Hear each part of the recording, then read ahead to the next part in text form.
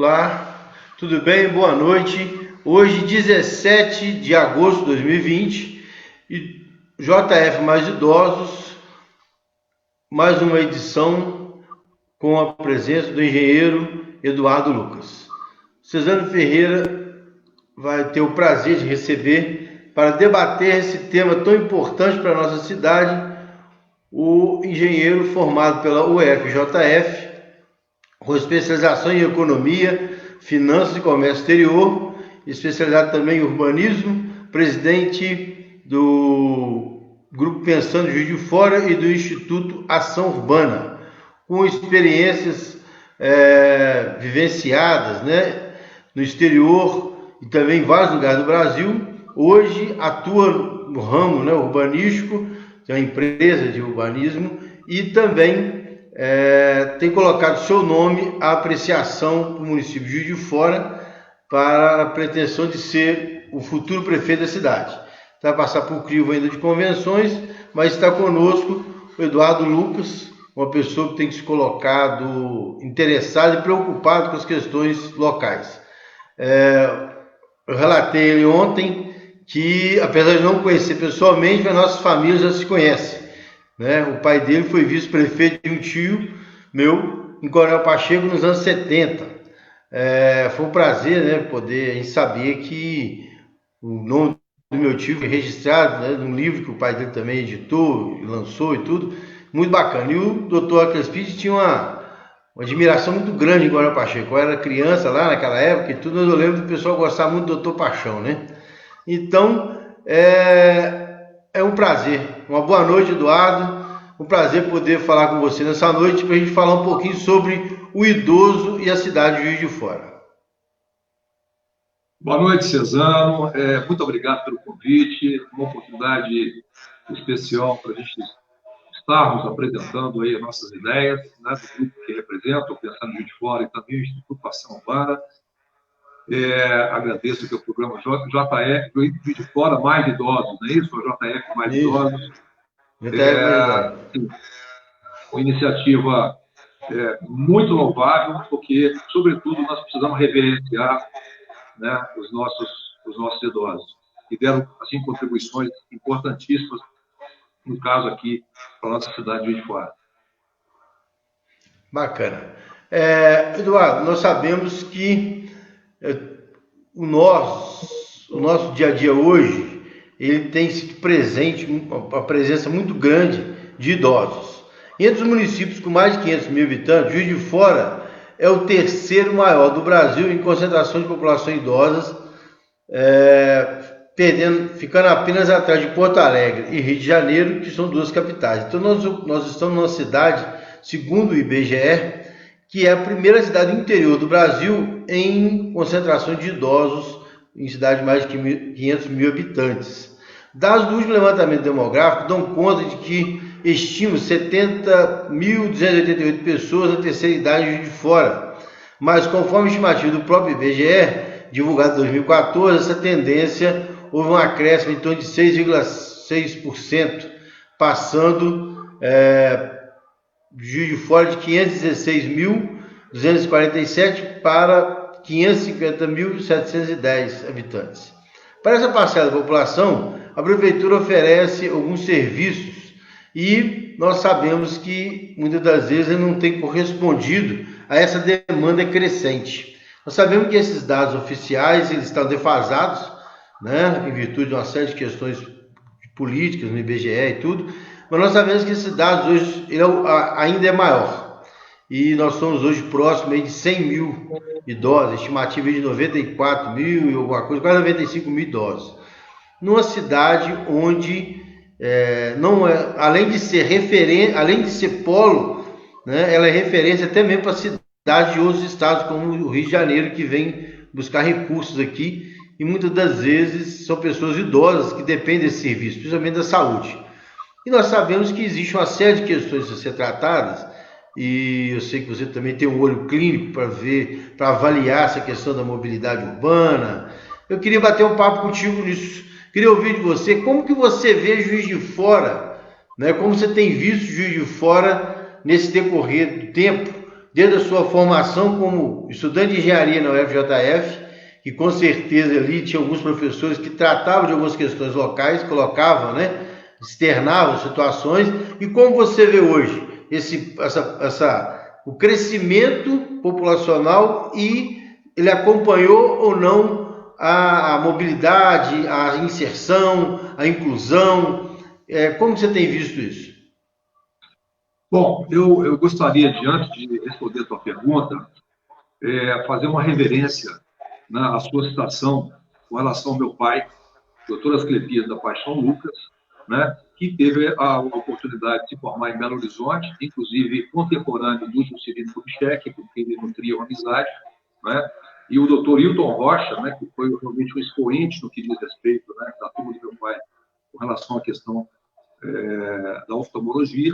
Meu pai acabou optando por voltar para essa região de origem, uma vez que ele nasceu em Rio Novo, né, e durante toda a sua vida, exercendo durante 56 anos de profissão,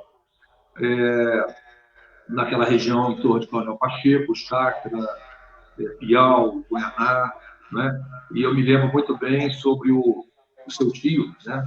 O Sebastião Ferreira, que meu pai tinha uma grande amizade, tanto é que formaram uma chapa junto naquela época lá, e foram, né, prefeito e vice-prefeito de Coronel Pacheco. Então, eu queria aqui até agradecer a sua menção ao meu saudoso pai, que foi um sacerdote da medicina. Meu pai praticamente não tirava férias, não tinha horas, um médico de família, um médico clínico geral e um grande sanitarista, né? E foi exatamente nesse ambiente, né, que eu fui me formando enquanto pessoa e tendo um olhar, mesmo entrando para as exatas, né, que me formei em engenharia, depois especializei por economia, finanças e tudo, mas nunca deixou de ter sensibilidade com relação à medicina. E nós também, por sermos descendentes dos fundadores do Vitória, eu sou descendente do Antônio Dias Tostes, né, e vivenciando, eu nasci em Vitória, e vivenciando toda essa história, cheguei a presenciar uma cidade muito bem resolvida, né, e realmente ela foi se degradando muito ao longo do tempo. Então, nesse aspecto, eu diria que vivemos uma certa dicotomia, porque, assim, pelo fator positivo de que nós hoje tenhamos um grande número de idosos na cidade, significa dizer que, em muitos aspectos, nós somos uma cidade ainda que as pessoas nutrem um gosto, uma paixão por permanecerem, né? E, de certa forma, temos certas qualidades que fazem com que a população esteja com um fator de envelhecimento maior do que em outras regiões. Porém, já de 40 anos para cá, a gente percebeu uma degradação muito grande com relação tanto à zeladoria do território urbano, quanto com relação à sua ocupação, né? Então, nós temos hoje os rios e afluentes não estão despoluídos, embora já tenham-se gastos milhões para isso. Nós percebemos que o pavimento da cidade está completamente vencido, falo isso como engenheiro, porque vai ter que trocar o pavimento quase na sua totalidade, e não é fazer tapa-buraco, isso é uma forma de iludir a população, isso não é solução técnica, né? Tem que trocar o pavimento praticamente todo. A questão das calçadas que o Poder Municipal tem atribuído aos proprietários, a meu ver, isso é inconcebível, porque você não tem uma padronização, e aí eu entro especificamente no caso das pessoas que vão adquirindo uma certa idade e começam a ter problemas de restrição de locomoção, né?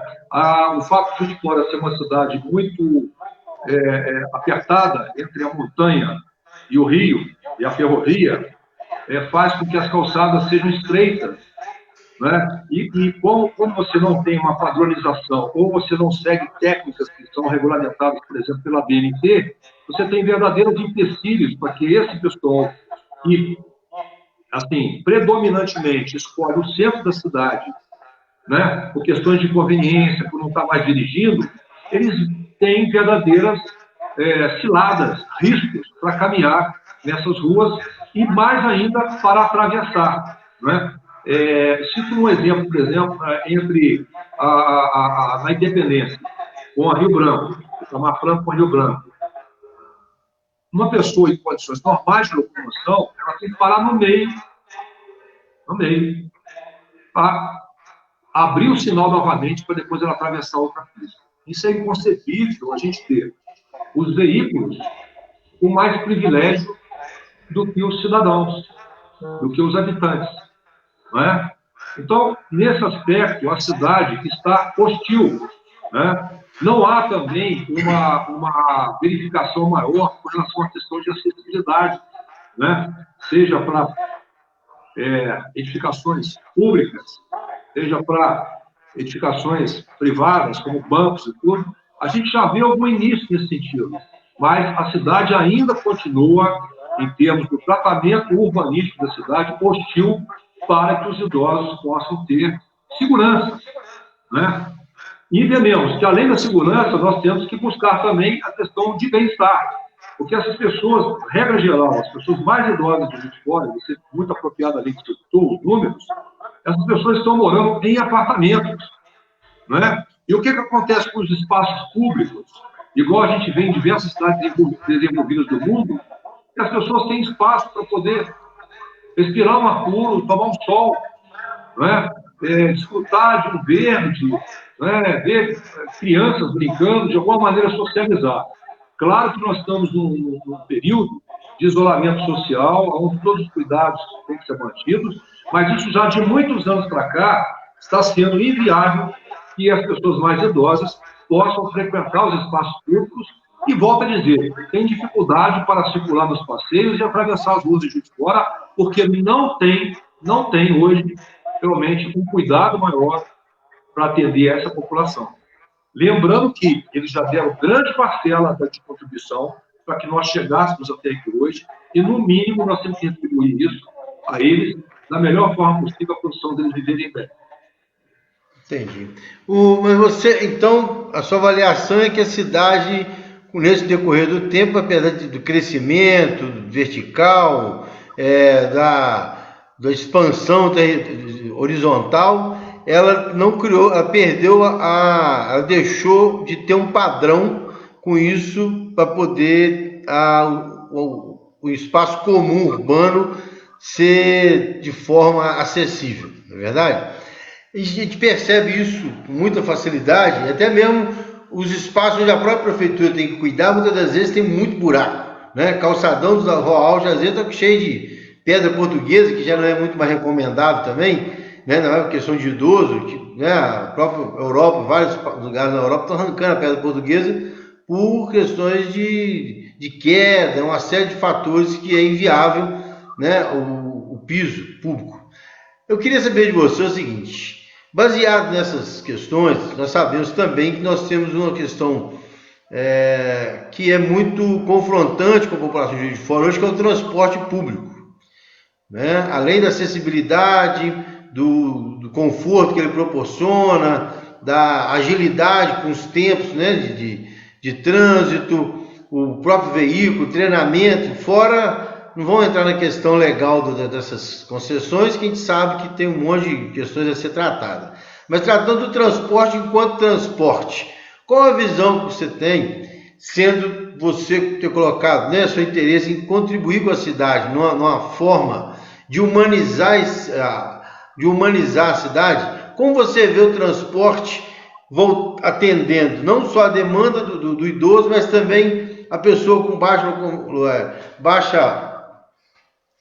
mobilidade, pessoas que têm dificuldade, obeso, grávida, enfim, um ônibus é quase que você tem que colocar uma escadinha para subir, dependendo do lugar, em virtude que você colocou do piso irregular, das plataformas irregulares, das baias que não respeitam padrão, enfim, um monte de coisa. Como você vê para tentar melhorar esse serviço de transporte, sendo que nós sabemos que quando o transporte público ele é mais eficiente, ele reduz, né, a questão de carro na rua, poluição, uma série de questões. Queria ouvir de vocês, um minutinho antes, só para poder cumprimentar todos que chegaram até aqui, já tem várias pessoas nos acompanhando. E quem quiser enviar pergunta, pode enviar. Já tem uma pergunta aqui do nosso amigo Pitico, que daqui a pouquinho eu vou estar fazendo. Denise Barreto Schmidt, Andaluza, Anésia, doutora Ana Ed, Pitico, Lourdes, André, Fátima, enfim, tem outras pessoas também que já chegaram conosco. Como que você vê essa questão do transporte na cidade, pensando na pessoa idosa, sendo que nós estamos vivendo, né? Só para concluir a pergunta, com a expectativa de vida sendo aumentada, automaticamente hoje nós temos muitas pessoas com mais idade no nosso ambiente, né? Nosso meio, e essas pessoas muitas das vezes fazem uso do transporte coletivo, com extrema dificuldade. Como que você vê essa questão? Bom, antes de mais nada, eu queria cumprimentar os internautas que nos assistem, né? É um prazer muito grande poder estar me dirigindo a vocês, né, com os projetos, com os planos, com a minha experiência, com a minha vivência, sobretudo no urbanismo, na engenharia, na arquitetura, na mobilidade urbana, na questão, inclusive, de propostas que temos para acessibilidade, né? Partindo do princípio de que todos vão buscar maior longevidade e vamos nos tornar idosos. Então, nós temos que pensar nos nossos idosos, temos que pensar que também nós chegaremos e precisaremos realmente ter uma cidade bem resolvida, uma cidade que não nos faça correr risco, né? Lembrando que a minha mãe, por exemplo, ali no entroncamento da Rio Branco com a Rua Alt, levou simplesmente um esbarrão, que eu passei muito curto, ela tinha 80 e poucos anos, e acabou tropeçando. E aí eu quero entrar na questão das pedras portuguesas, que são esteticamente bonitas, mas completamente inadequadas para o uso de pavimento para pedestres. E cito porque, se me permite, e logo em seguida entrando na questão do transporte. Elas são lisas, elas soltam facilmente, tanto é que vocês podem verificar que realmente tem verdadeiros buracos e crateras nas calçadas, principalmente do centro, né, onde tem mais pedras portuguesas. Aquela poeira, aquele barrinho, né, que fica, né, por cima, qualquer chuva, aquilo fica altamente perigoso. E lembrando que ruas transversais a Rio Branco, por exemplo, que tem declividade, como a Fernando Lobo, a Espírito Santo, a Marechal e tudo mais, quando você tem essa questão da chuva e desse barro, com a pedra portuguesa, o risco ainda potencializa muito mais, né? Então, a gente carece também de uma manutenção apropriada, e até o Parque Alto, que não deveria ter sido pavimentado com pedras portuguesas, né? Ele oferece risco, porque você percebe uma ondulação muito grande, e isso não tem tido a manutenção adequada. Some-se a isso o fato de serviços de infraestrutura estarem sendo feitos e sendo terminados de qualquer maneira, sem o menor cuidado, né? Então, hoje nós temos, principalmente no centro da cidade, onde tem uma concentração maior de idosos, volto a repetir, uma situação muito hostil e adversas para o deslocamento dos nossos idosos. No que diz respeito à questão da mobilidade urbana, não vou entrar nas questões de licitação, enfim, isso aí é um assunto para um outro momento, né? A gente vai estar abordando todos eles. Mas a falta de não seguir os padrões da ABNT no que diz respeito à altura para subida, elevadores para quem tem restrições de locomoção, seja com bengala, seja com cadeira de rodas, isso definitivamente não tem sido atendido, né? Para pessoas em condições normais, os veículos já estão inadequados, né? Já são altos demais, de repente já são ultrapassados, né?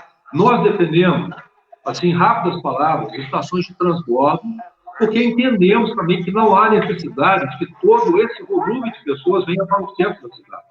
Isso tem uma lógica que eu cheguei a discutir na época das estações com o secretário, na época, o secretário Tortoriello, dizendo que esse formato está ultrapassado.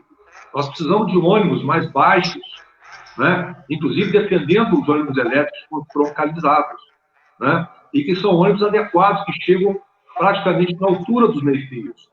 Essa altura do meio-fio e a altura do ônibus tem que ficar perfeitamente em consonância, porque senão você vai ter dificuldade, tanto para pessoas que têm já dificuldade de mobilidade, quanto aqueles que já são cadeirantes, enfim. Não é? E isso realmente não tem sido feito. A gente propõe que haja troca desses veículos, que sejam mais adequados, principalmente onde tem a maior concentração da cidade, para que isso realmente também não seja armadilhas para os nossos idosos. Entendi. E tem uma questão que você coloca interessante, porque nós sabemos que os ônibus usados em Juiz de Fora são montados em chassi de caminhão. Então, em virtude dessa altura, dessas irregularidades. O Brasil é fabricante de ônibus de piso rebaixado e elétrico. Só que para exportar para o México, para um monte de lugar menos para usar aqui. Né? Tem incentivo fiscal, tem uma série de coisas para poder exportar. Você vê como gestor público a condição de lutar no sentido de implantar esse sistema de ônibus elétrico? Você vê viabilidade para essa discussão? Eu não tenho dúvida nenhuma. Lá em 2015, quando eu já defendia isso enquanto representante da sociedade civil, presidindo a Instituto da Ação Urbana, eu falava, não pode manter o mesmo formato de décadas atrás. Nós temos que mudar isso. Então, eu não vou me aprofundar, porque a questão aqui não é de mobilidade urbana, mas sim de mobilidade para os idosos, mas eu defendia 5 ou 6 estações de transbordo, onde você teria um ônibus chegando dos bairros até cada uma dessas estações, uma delas será a rodoviária que tem uma capacidade ociosa, e ali com um bilhete único você circula a cidade de forma que você possa ir para direções diferentes, sem que necessariamente, se você não precisar estar no centro, você não tenha que vir nessa aglomeração que está ficando cada vez mais arriscada, até para pessoas que têm ainda uma idade de facilidade de locomoção. A questão, se nós podemos ou não, é claro que sim. Né? Já está mais do que na hora de nós utilizarmos veículos que não poluem, veículos que sejam muito mais adequados pela tecnologia, por essa questão de compatibilidade prevista pela BNT, né, que é a minha área de especialidade como engenheiro civil, como urbanista, é nós fazermos com que a cidade ela crie bem-estar, e não que ela seja realmente hostil para os seus habitantes. Né? Além do mais, nós entendemos que isso vai, digamos assim, descongestionar as vias centrais da cidade, de forma que isso também não ofereça muito risco para as pessoas, entendeu? Então, não só ter ônibus adequados, e aí tem um aspecto também, César, que é o seguinte, nós não defendemos o superadensamento. Isso é altamente hostil, principalmente para as pessoas mais velhas, porque elas deixam confinadas, sem muito sol, sem ventilação. Os riscos maiores, por exemplo, agora no Covid, que estão ficando muito mais evidentes, são muito maiores em prédios, onde você tem necessariamente que estar utilizando o mesmo sistema de subir e descer, né, com delivery e tudo mais, que é necessário, claro que é. As pessoas não vão ficar prisioneiras dentro dos seus apartamentos. Mas nós defendemos uma cidade mais descentralizada, com menos adensamento, né? E com centralidades. Né? De fora já tem essa centralidade. Nós defendemos uma harmonia urbanística e não uma superespeculação de ocupação e adensamento e verticalização no centro da cidade, porque quem fica mais prejudicado, obviamente, são os idosos. Final disso é que, para se ter uma ideia, e isso não é falado para a população, quando nós tivemos um agravamento da questão da dengue, note bem, nós estamos aqui circundados pela Mata Atlântica, os fragmentos de Mata Atlântica. Não foram nesses lugares onde tinha mata, porque ali você tem os predadores. O maior foco de dengue de Juiz de Fora, e talvez do estado, que Juiz de Fora foi campeã nesse aspecto dessa doença tropical, foi na esquina da Padre Café com a Avenida Itamar Franco. Isso não foi falado aqui em Juiz de Fora. Por quê? Porque você não tem mais fragmento de mata, porque você não tem arborização, não é? Porque você, nesses prédios, você tem marquises onde faz retenção de água, e aí, nesse aspecto, quem mais sofre com isso? A população já está mais fragilizada, vulnerável, que não tem uma imunidade tão grande para resistir a esse tipo de coisa também, entendeu? Entendi. É interessante quando você fala, na sua fala você falou da densidade demográfica. Então, tratando de densidade, vamos para uma segunda Juiz de Fora, né? Nós temos dois Juiz de Fora e Zona Norte. Zona Norte é uma outra cidade que faz parte de Juiz de Fora, que nos últimos anos tem sido tratado com muito desdém. Eu percebo isso. Infelizmente, Zona Norte é onde ali residem pessoas que, com sua força de trabalho, contribuiu muito para a questão econômica da cidade, onde está a concentração das empresas, indústria principalmente. Ali tem uma população idosa que é oriunda desse trabalho, aposentou. A gente sabe que o aposentado ele perde poder de ganho, né, diminui, a aposentadoria reduz a capacidade dele financeira, e muitas das vezes ele é ou subempregado ou é submetido mesmo a ser aposentado, né, ficar à margem de um processo. E com isso nós percebemos que a Prefeitura de Juiz de Fora ela não tem levado até essas pessoas que por N situações precisam desse suporte social. Nós sabemos que não só Juiz de Fora, de um modo geral, precisa. Eu estou falando da Zona Norte agora específica, porque nós sabemos também que lá existe uma vulnerabilidade social muito grande, existe uma carência, né, não é generalizada, mas bastante espalhada ali de vários nichos sociais ali que tem concentração de vulnerabilidade social muito significativa. Como gestor, como você vê combater, chegar até essas pessoas que nós sabemos que não é o mesmo padrão de uma pessoa que se aposenta numa condição mais favorável, numa profissão onde o esforço for mais intelectual e menos esforço físico, né? Então, ou seja, como você vê a prefeitura agindo para atender essas pessoas com política pública? Porque a gente sabe que tem muito remendo, e de remendo já está provado que não funciona. A gente precisa de política pública efetiva de forma a atender, uma política de Estado que venha atender de fato o anseio dessa pessoa, que às vezes por doença ocupacional aposentou, e, enfim, mas ela tem uma capacidade profissional.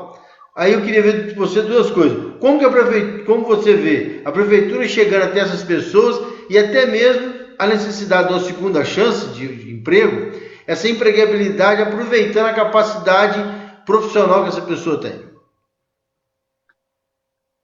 Eu vou iniciar respondendo a tua pergunta da seguinte maneira. Uma cidade cuja economia fica fraca, e nós já fomos uma das mais fortes do país, quase, já fomos uma das mais fortes do país, até, me parece, 1920, 1930, por aí.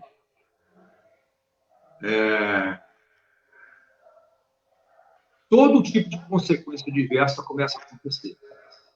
A cidade perde a sua identidade, não perdeu, porque nós já fomos fortíssimos no café. Rio Branco era um boulevard de casarões do café. Fomos fortíssimos na indústria. Isso, com o tempo, foi se perdendo. Eu, às vezes, dou algumas palestras e pergunto às pessoas: qual a identidade de Juiz de Fora? Ainda citei hoje aqui com os amigos. Dava uma última palestra que eu dei tempo atrás, um ano atrás, com 600 pessoas. Ninguém soube responder. Eu falei: se nós não sabemos qual é a nossa identidade, como que nós vamos chegar em algum lugar? O que tem a ver isso com a sua pergunta? Significa dizer que a maior parte das mazelas urbanas que nós enfrentamos é porque nós estamos com uma cidade depauperada, com poucas exceções. Né? E o que foi feito para resolver isso? Nós temos uma prefeitura inchada que mal presta o serviço de volta dos impostos que arrecada para a população. Nós estamos falando sobre isso. Né? Tanto é que você percebe a insatisfação generalizada da população com o que está aí. E no que diz respeito à Zona Norte, a situação é pior ainda. Por quê? Benfica, que representa, digamos assim, o epicentro da Zona Norte, que procurou, há um tempo atrás, separado aqui, porque já não estava satisfeito com a cidade. Não estava satisfeito com o Juiz de Fora. Eu já se sentia abandonado. E note bem, se nós formos fazer uma apuração, e nós trabalhamos com estatísticas, eu vou até buscar isso muito mais precisamente, quanto que o que se produz na Zona Norte da cidade, que tem, pasme, o Colégio Eleitoral de Juiz de Fora são 410 mil eleitores. A Zona Norte tem 210 mil eleitores. Mais do que a metade. E ela é tratada como o patinho feio da cidade. Se nós formos pensar em termos da importância econômica que a região da Zona Norte tem, eu diria para você que deve ser algo em torno de 60% a 70%. E como é que o poder público, que tem o dever da zeladoria, que tem o dever de fomentar o atendimento, não de forma assistencialista, mas de forma a fazer jus a essas pessoas que já trabalharam e não têm mais energia em certos aspectos para serem atendidas, isso não tem sido devolvido à Zona Norte. A Zona Norte, pelo que eu sei, ela tem tido a capacidade de eleger representantes. Esses representantes, uma vez eleitos, não olham para a Zona Norte. Eu vou te dar um caso aqui, que é emblemático, e não tem sido falado há décadas. O Distrito Industrial de Juiz de Fora, ele é da Codemig, que é uma empresa do Estado. E talvez seja a empresa mais importante do governo estadual. Porque, para quem não sabe, ela também administra o Nióbio. E administra também um centro de exposição como o Expo Minas. Só que nós temos um Expo Minas que não funciona, e nós temos um Distrito Industrial que está absolutamente abandonado. Não é? Eu estive fazendo um estudo esses dias agora, cheguei à conclusão de que a nossa capacidade instalada dentro do Distrito Industrial é ainda de 60% para a absorção de empresas. E as empresas dessa nova onda agora de 4.0 e talvez a 5.0 que está chegando, de certa forma ainda tímida, mas vai chegar aceleradamente, precisam ocupar poucos espaços. Então, nós não precisamos construir um novo distrito industrial, porque nós já temos. O que nós temos que fazer é reconfigurar. E aonde entra a resposta à tua pergunta no que diz respeito àquelas pessoas que já têm mais idade?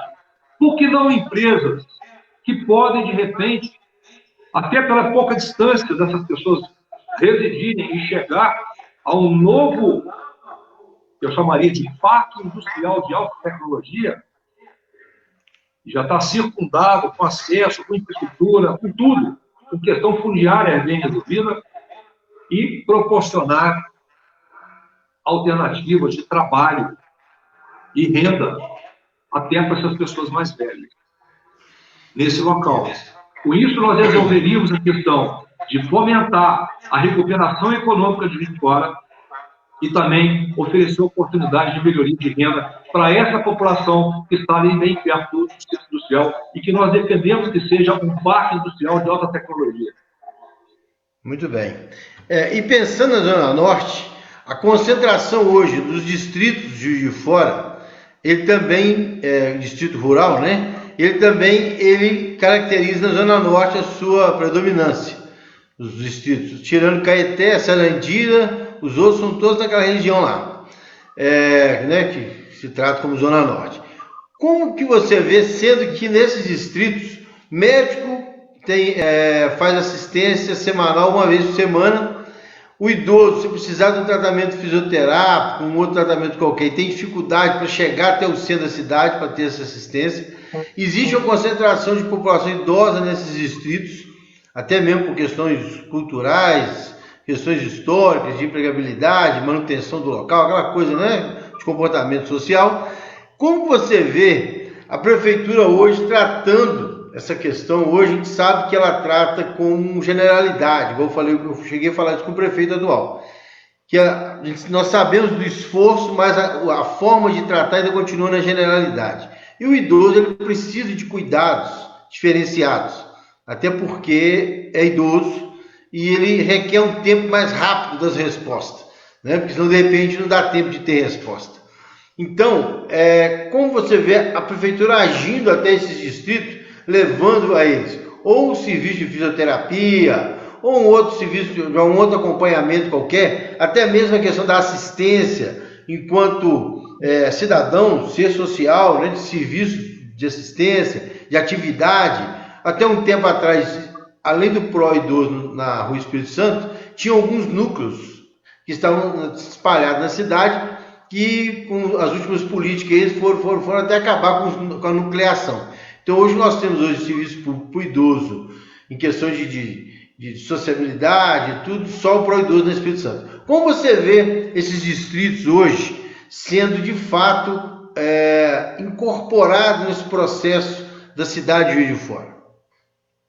De fato, são 16 distritos e subdistritos em Juiz de Fora, e a maior parte está exatamente naquela região.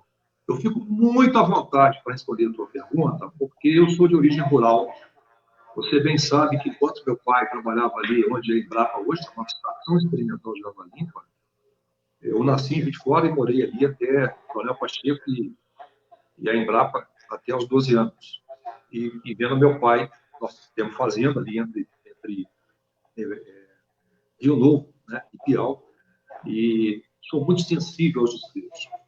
Eu participei, por exemplo, do último plano diretor, e olha que coisa interessante, Cezano.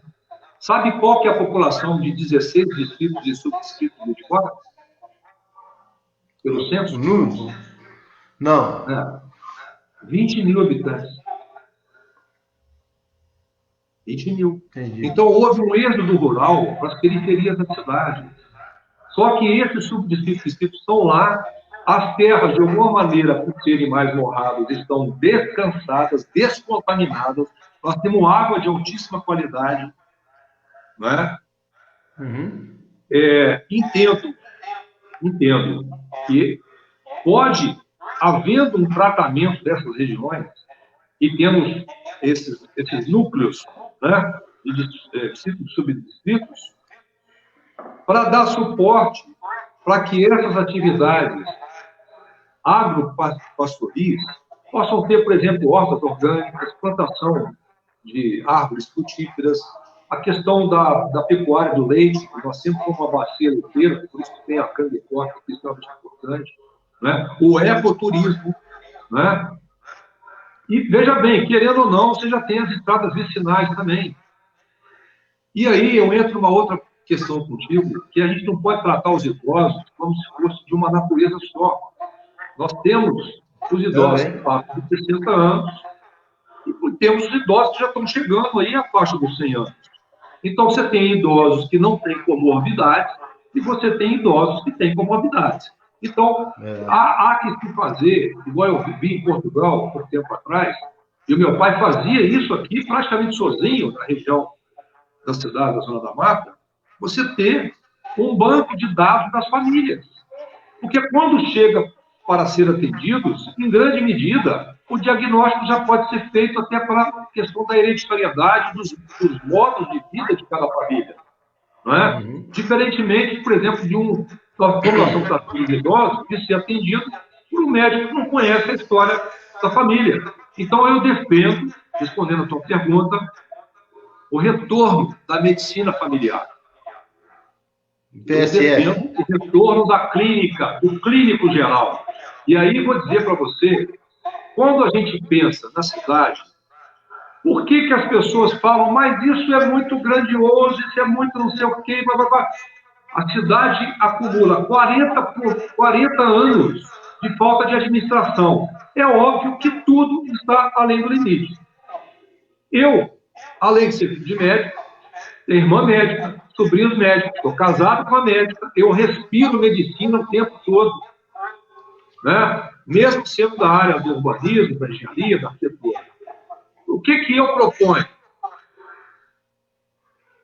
Nós não vamos tirar UPAs da cidade, nem o hospital de emergência, nem nada disso. Mas, em diversas cidades do Brasil que estão dando certo, já existem veículos preparados, com equipe multidisciplinar, que, através de roteiros determinados, vão fazer esse atendimento. Juiz de Fora, para quem não sabe, tem 480 bairros e 16 distritos subdistritos. Só que desses 480 bairros, tem bairros que são mais referência. Eles são estratégicos. Então, se fizer uma rota programada, e de repente não seria um veículo só, poderiam ser 3, 4, 5, que ficariam rodando. Eles poderiam, inclusive, estar fazendo exames mais imediatos, ou fazendo coletas. Né? Tudo isso dentro de um sistema de inteligência que a gente defende. Né? E aí, quando o caso é um pouco mais complicado, igual acontecia com meu pai há 30, 40 anos atrás. Quando ele não conseguia resolver um caso, ele encaminhava para os colegas médicos aqui de fora, ou para os hospitais. O que acontece dentro de Juiz de Fora é a mesma coisa. E eu entendo que isso não vale só para os distritos e subdistritos, também para os bairros periféricos.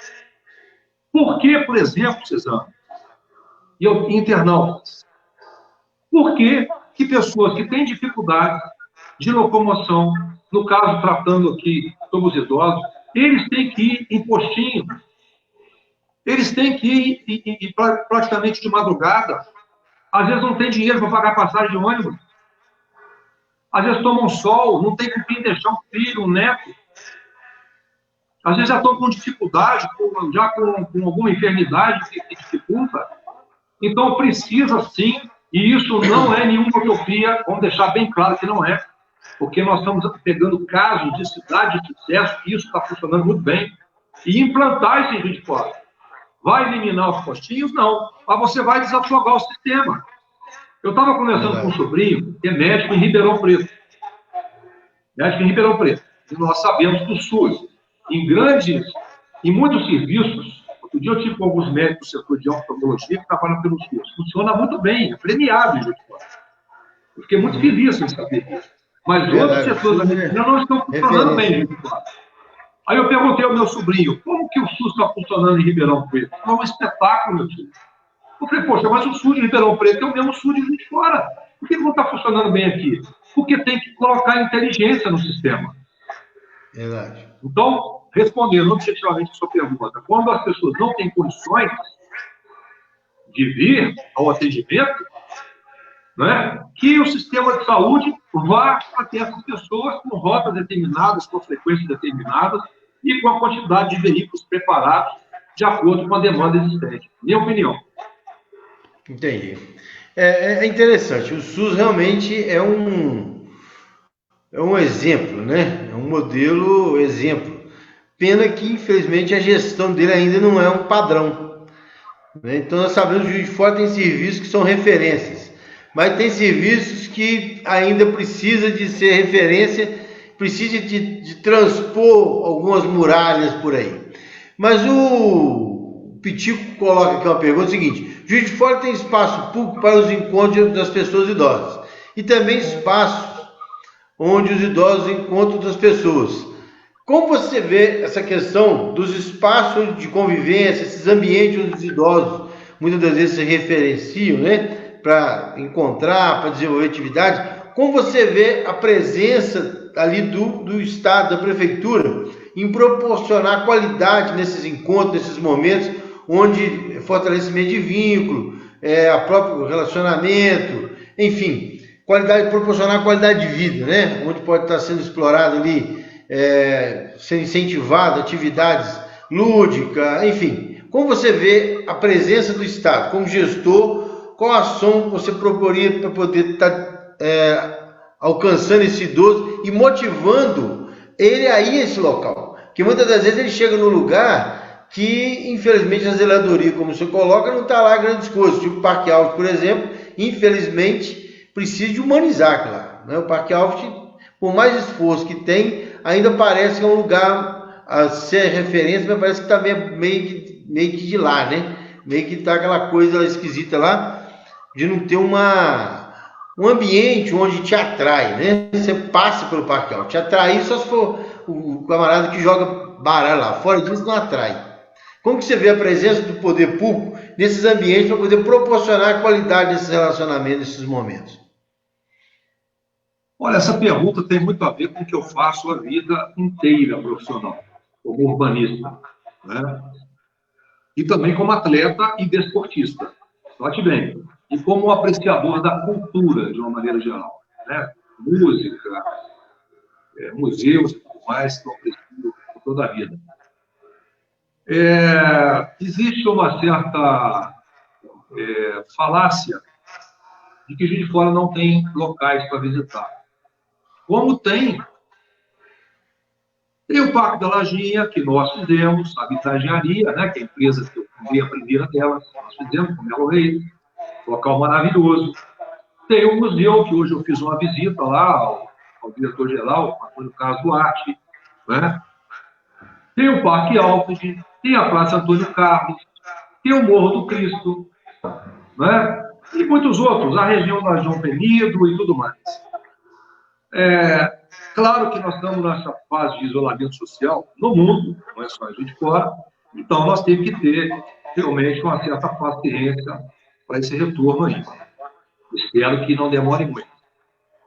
Eu vou falar uma coisa que pode parecer um pouco controvertida, mas eu não tenho preocupação em fazer isso, exatamente porque o meu propósito é administrar bem a Juiz de Fora. Estou me postulando com um grupo que realmente tem insistido para que eu participe, exatamente porque o propósito é administrar a Juiz de Fora e não fazer carreira política. Não é, eu estou político, não sou político. Então, a primeira coisa, você tem que ter esses espaços bem cuidados. Eu não me lembro da última vez, por exemplo, o Parque Alpes teve uma limpeza. Foi lavada aquelas pedras portuguesas. As cidades que eu viajo pelo mundo, e no sul do Brasil, por exemplo, e na região de Goiânia, que eu morei 5 anos, eles lavam, eles limpam. Eles cuidam. Né? E outra coisa, que é a questão controversa, eu defendo que essas áreas públicas sejam transformadas em parques e não praças. Por quê? Grande parte de pessoas que não têm cuidado com a sociedade, que não se comportam, que não cuidam do espaço comum, depois de um certo horário, ou até mesmo na luz do dia, praticam situações que não são civilizadas. Então, se você transforma em parque, e, por exemplo, o parque, o próprio nome indica, ele era fechado. Abria às 8 horas da manhã, eu não sei da história, mas vamos dizer que hoje poderia fechar às 8 horas da noite. Se você tem isso, você tem a região muito mais cuidada, você pode voltar a frequentar com as famílias, você pode frequentar com crianças, né? Você pode ter as pessoas idosas circulando. Hoje, eu passo ali e eu fico horrorizado, porque você encontra até seringa de pessoal que usa droga. Como é que você pode levar uma família, uma criança para frequentar um lugar desse? Você encontra preservativos. O pessoal faz aquilo de banheiro público. Né? E não é só no Parque Alpes. Pode ser na Praça do Riachuelo, na Praça do Carlos. Claro que a gente não propõe nem que todas sejam fechadas, mas algumas especificamente precisam ser para que sejam locais seguros e higiênicos para que as pessoas, e protegidos, né? Para que as pessoas possam frequentar. Entendi. O nosso tempo parece que... pergunta. Não, respondido. E parece que não, mas nosso tempo já tem 50 minutos de bate-papo. E tem duas perguntas que eu não posso deixar de fazer. Uma é a questão da habitação para a terceira idade, né? Nós sabemos que muitos idosos moram de aluguel. E você, como empresário desse setor, e sabe da necessidade que o ser humano tem, o sonho da casa própria, aquela coisa toda, mas a pessoa da terceira idade, muitas das vezes, ela busca, na verdade, uma segurança, né? A questão da sua casa própria em si, de repente, nem é tanto. Ele precisa de ter um ambiente seguro para ele viver com tranquilidade e passar ali aqueles momentos, né, de vida ali. Você vê, tem muita experiência na Europa, né, de habitações hoje coletivas para a terceira idade. No Brasil, na Paraíba, tem conjuntos habitacionais, né, sendo construídos em várias cidades da Paraíba para a terceira idade. Como você vê isso em Juiz de Fora? Você vê possibilidade, você vê que isso é viável, você tem interesse, de repente, em proporcionar essa parceria público-privada para construir e incentivar esse tipo de habitação? Olha, é exatamente isso. Você falou a palavra mágica que nós temos em mente para Juiz de Fora. Parcerias públicos-privadas muito bem estruturadas, em todos os aspectos, né? Inclusive nesse. Mas se me permite, antes de responder a tua pergunta, eu gostaria de dizer que nosso foco para uma prefeitura eficiente é concentrar no principal. Saúde, educação, e embora a segurança seja de atribuição da Secretaria de Segurança Pública Estadual, o prefeito não pode se omitir com relação a isso, porque quem recebeu a outorga de cuidar do território é o prefeito. Então, ele tem que ter um diálogo permanente com a Polícia Militar, com a Polícia Civil e com a Polícia Federal, se for o caso, para que haja uma cidade segura. E nós não notamos, nós estamos vendo o efetivo da Polícia Militar e da Polícia Civil diminuindo. A população de fora aumentou muito.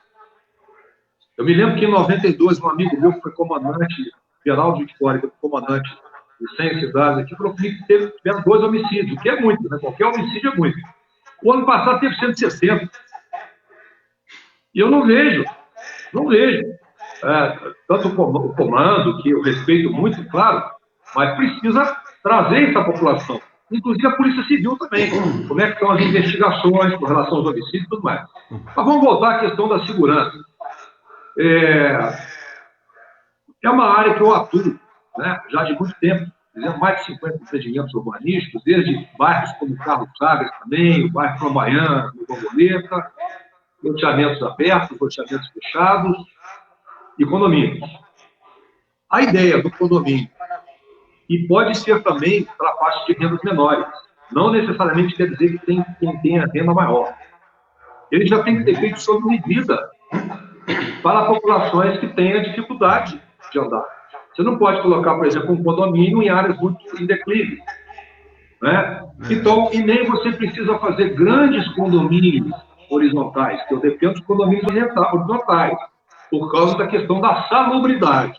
Você tem mais sol, mais ventilação, mais espaço, mais verde, você tem mais privacidade para que as pessoas possam morar em casa. É uma grande solução. Precisa aí levantar a população idosa que depende de uma residência e fazer projeto.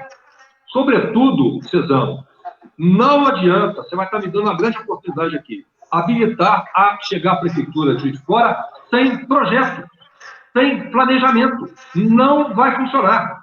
Não vai funcionar como não tem acontecido nos últimos 40 anos.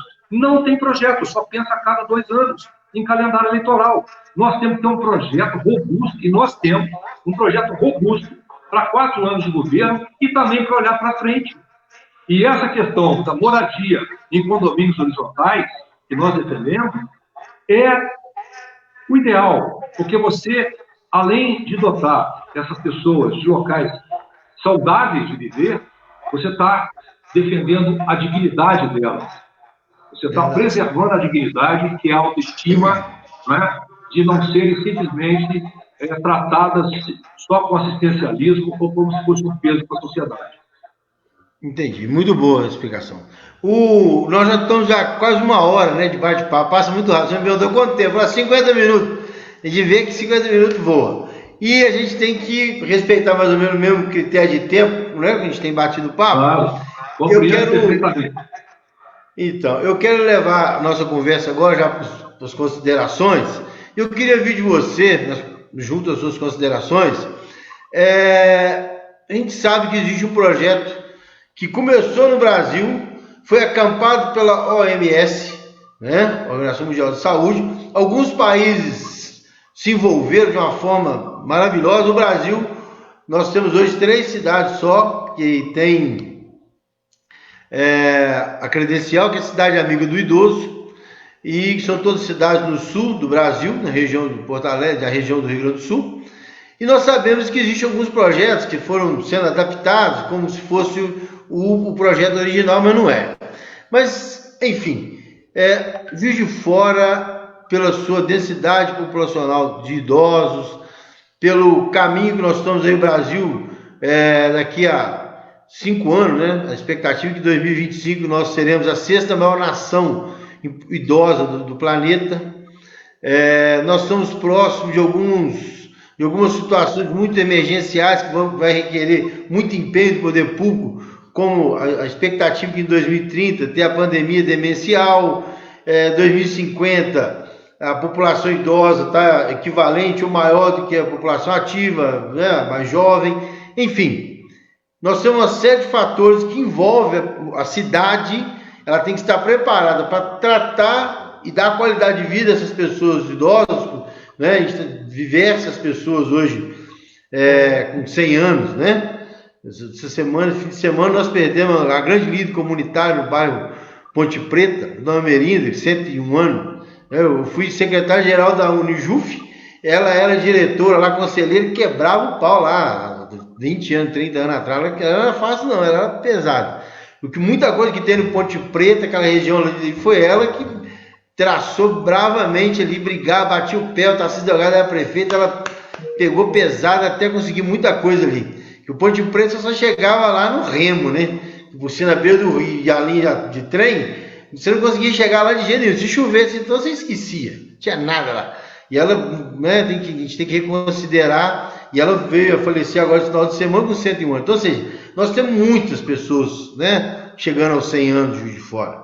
Então, eu queria, para considerações finais, eu queria ouvir de vocês o seguinte: como gestor, urbanista, pessoa que tem visão, já conhece experiências internacionais, outros lugares, o que você proporia fazer em Juiz de Fora para poder nós avançarmos em buscar o título de cidade amiga do idoso? O que você vê, né? Não sei se você conhece o projeto, eu acho que dentro daquele material que nós mandamos, nós pincelamos algumas questões ali.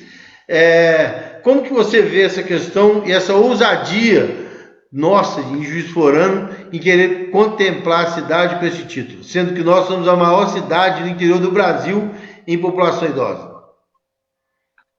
Olha, excepcional, meus parabéns, né? Lembrando que povos que tratam bem seus idosos, que reverenciam, por exemplo, como o japonês, demonstra o alto grau de civilidade, né? Então, e lembrando que eles têm muita sabedoria, têm muita orientação, principalmente para uma sociedade em conturbação, igual a gente tem discutido ultimamente, né? Lembrando que muitos desses idosos ainda sustentam famílias, principalmente quando a gente tem essas crises econômicas. Então, precisam ser muito respeitados, né? Nós precisamos realmente trazer a cultura a essa pessoa mais jovem, de valorizar apenas quem tem menos idade, sendo que, no final das contas, aqueles que sobreviverem, né, vão ser idosos. Então, nós temos que cuidar dos nossos idosos. Não fica idoso quem morre. Nós vamos estar cuidando de nós mesmos, não é isso? E a outra coisa, realmente está aumentando os anos de vida, mas nós temos que colocar vida nesses anos. E colocar vida nesses anos é cuidar da saúde, né? E uma cidade, para mim, que zela pelos seus idosos, automaticamente ela está zelando por todos os outros. A partir do momento que a gente tem uma cidade como referência no trato com seus idosos, isso está demonstrado pelo mundo todo, significa que ela também está boa para todos os outros.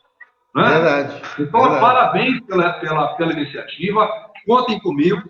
O fato de eu trabalhar no urbanismo me facilita muito vislumbrar isso, como você mesmo falou, eu já morei em Rio, São Paulo, Belo Horizonte, Goiânia, Belém, né? Viajo pelo Brasil todo, viajo para fora do Brasil também, viajo para fora do Brasil, mas valorizo muito o nosso país e valorizo muito a cidade que eu observo aqui, vamos deixar isso bem claro. Agora, tudo isso, vocês só se resolve se tiver projeto. Tudo isso só se resolve se tiver planejamento. Se não tiver planejamento e ação, por isso que nós criamos o Instituto da Ação Urbana, e ação, nada acontece. Vai ficar só no discurso, vai ficar só na palavrinha bonita, até para finalizar nas considerações finais, dizer que seria importante que todos se manifestassem ao vivo, falassem com o coração, porque falar dentro do estúdio e editar, entendeu? Não toca a população. Nós precisamos falar com a população, olhar nos olhos da população, tão logo seja possível, e envie, em lives, falar sem receio. Queremos e precisamos de uma cidade melhor. Né? Chega, basta só de política, basta só de política. Nós precisamos de administração. Eu proponho, então, César, que nós façamos realmente um trabalho para tornar Juiz de Fora uma cidade de bem-estar e não uma cidade hostil, igual ela está. Queria agradecer muito o seu convite e agradecer àqueles que tiveram a paciência de nos ouvir aqui. Tá bom. Eu que agradeço, né, o seu tempo. Eu sei que você teve que mexer na sua agenda para poder cumprir esse horário hoje. Eu que agradeço o seu tempo, a sua disposição, o seu conhecimento, a sua contribuição, né? Com certeza você colocou coisas aí que ainda até então, nessas várias conversas que eu já tive, não tinha ouvido. E eu fico satisfeito, te agradeço e peço que, assim que possível, responder algumas perguntas que foram colocadas no comentário da live, porque são várias perguntas e as pessoas ficam na expectativa, né? Como a conversa foi fluindo, teve coisa ali que eu não incluí porque estava incluído na conversa. Então, eu te agradeço, estamos aí, Juiz de Fora Mais Idosos. Amanhã eu te convido para participar, para assistir, vai ser com o nosso juiz aposentado, né? Dr. José Armando. Ele vai estar falando também no JF Mais Idosos. Ele, né, falar da sua experiência e falar o que ele propõe como pré-candidato também, que foi colocado o nome dele na cidade. Uma boa noite, muito obrigado, Eduardo. Uma boa noite, César. Muito obrigado a você e ao JF Mais Idosos. Obrigado, valeu. Eu quero agradecer a todos que participaram da live: Ronan, Júlia, Lourdes, Antônio, Pitico, vai ter muita gente. Já Loureiro, o Silvio Macauchi, a Deise Barreto, Ronan César, a doutora Andréia. Andréia, abração, prazerão em ver aqui na live, que legal. José Alberto, enfim, é muita gente, né? A Deise, Júlia, de novo, Maria, José Alberto, Ronan, Marco Aurélio Bastos. Me perdoa se faltou algum nome, José Alberto, mas as perguntas que aqui estão vão ser respondidas posteriormente. Muito obrigado e vocês também estão convidados para amanhã, às 19 horas, mais um JF Mais Idosos. Uma boa noite.